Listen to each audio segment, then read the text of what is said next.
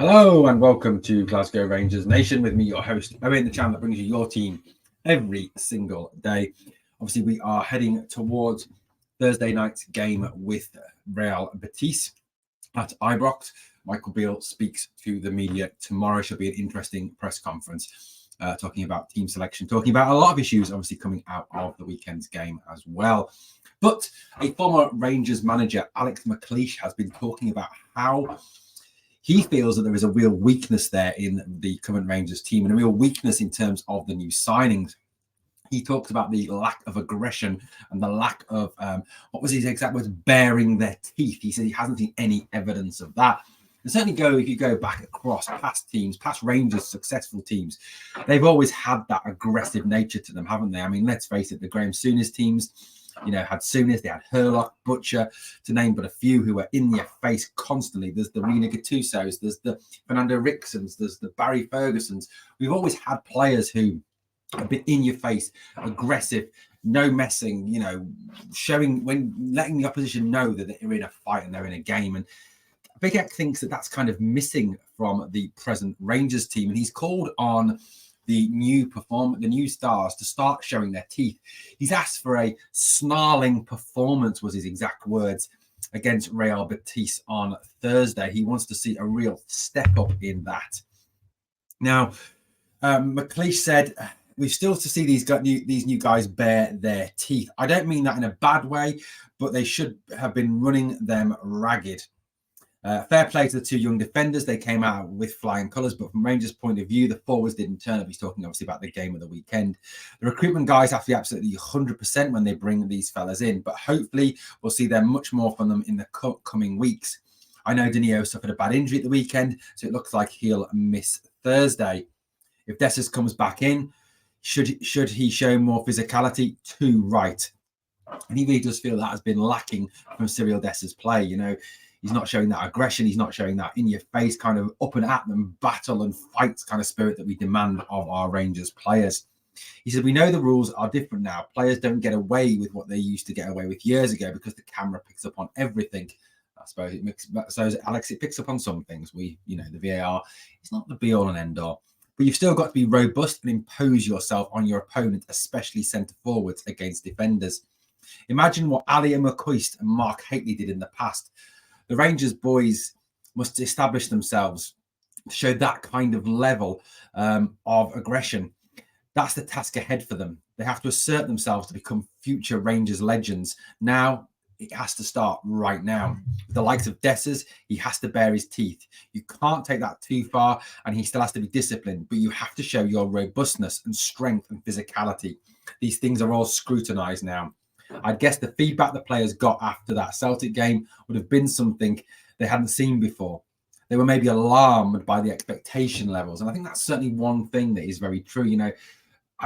Even those players that came from Holland that are past players in Feyenoord Ajax games and Feyenoord PSV games, or, most of those Dutch signings don't understand the rivalry levels between Celtic and Rangers.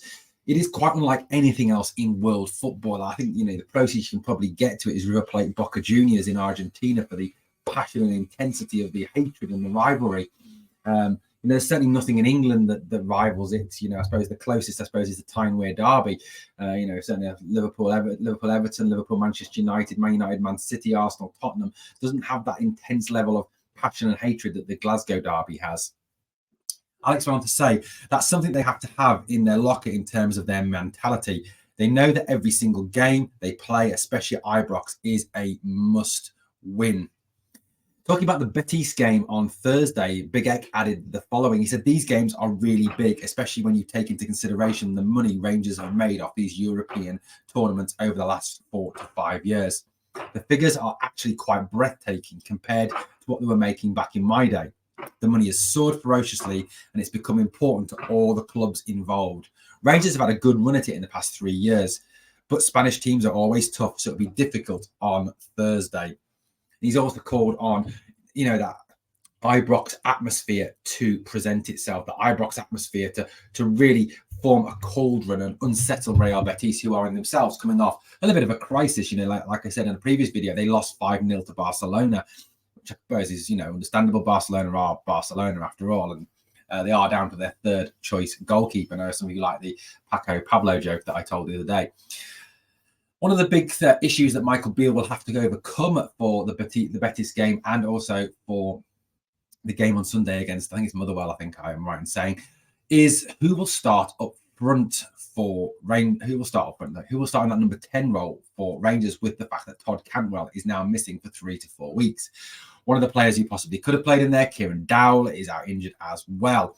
Now, a number of names have been suggested. Tom Lawrence, Sam Lammers. They are the main two that have been featured. Now, who do you think should take that role? Personally, I think it should be Tom Lawrence. Lawrence has the intensity, he has the physicality. He's not afraid of a shot. He can play a pass. He has an eye for a good pass, and has definitely shown that he's back to full fitness. It also, I suppose, could be an opportunity for Sam Lammers to finally show that he is up to the standards. Surely European football and the level of European football is something that we brought Lammers in for. That's one of the reasons why we went out and spent that money on him. It's time for him to come out and show what he is worth, and can he actually do it at this level? And look, if he goes out on Thursday and plays well, then that's great for Rangers. But if he goes out on Thursday and fails, again, like he did against St Johnstone the weekend, you've got to start actually asking questions of Sam Lammers as a player for the club. But it's a big selection dilemma for Michael Beale. There's a number of positions that obviously Beale will have to address, as well as what formation he uses, what tactics he uses. Personally speaking, I hope he goes 4-3-3 and uses width. In the game on Saturday, when we went with the three up the top with Ruth through the middle, Seema going wide to the right, Matondo going wide to the left, we looked probably the best we've looked all season because of the fact we had natural width. And it's something that this team needs, and I think to really benefit and to really have a plan A for coming through the middle, a plan B for getting out wide, you need to have that natural width. And if Beale's not going to use it, he's going to suffer. He needs to have a big performance. The performance on Saturday, I've seen some Rangers fans say that it wasn't a poor performance. Well, I beg to differ. I respectfully disagree with you. I don't know what game you were watching. And again, there was no identity, no formation, no shape, no tactics. For 65 minutes of that game, they looked lost. They made St Johnstone, a bottom of the league team, look poor. And I know some people are coming back and saying, well, they drew with Celtic at Parkhead, but this is an awful Celtic team. This is not a good Celtic team. So, look, it was only St Johnstone. They should have put St Johnstone to the sword. They didn't. Why? Because at the end of the day, performance wasn't up to the standards required yet again from a Rangers team. We need to have a 90-minute performance that shows character, that shows identity, that shows a formation, a shape, that shows signs of progress, that this team are moving in the right direction. Yes, there were some elements of that, better movement up front. James Cavanier, I thought, played well. So that is all positive. But the midfield looked pedestrian at times. It really needs to step up on Thursday. Well, guys, let me know what you think in the comments below, and let me know how you would line up in the game against Real Betis on Thursday. Thank you for watching Glasgow Rangers Nation. As always, guys, if you can hit the sub, help the channel to keep growing. And also, if you can give the video a like, that's the one of the things I always need you to do for me. The second thing is always remember, we are the people, and apologies for the really rude next door who cannot stop making noise.